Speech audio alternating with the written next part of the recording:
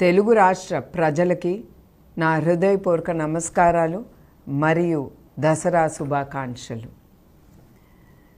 నా నిజం గెలవాలి పర్యటనప్పుడు రాష్ట్రం వ్యాప్తంగా నేను తిరిగినప్పుడు చేనేత కార్మికుల్ని చాలామందిని కలిసి వాళ్ళు పడే ఇబ్బందులు కష్టాల్ని నేను తెలుసుకున్నాను.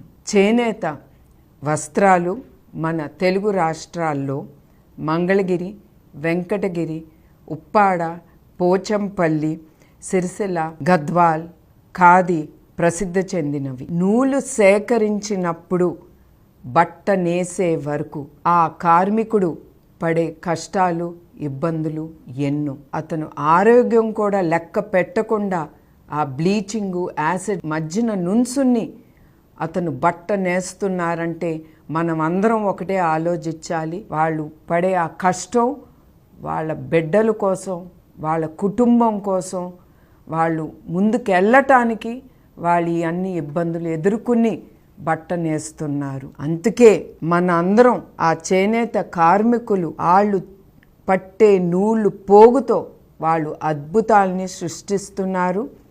చేనేత అన్నలకు సంఘీభావంగా రాబోయే పండగ రోజుల్లో మనం చేనేతర వస్త్రాల్ని ధరించి నేతన్నలు ఆనందంలో మనం కూడా వాళ్ళతో పాలు పంచుకుందాం. మన చేనేత, మన సంస్కృతి, మన సాంప్రదాయం.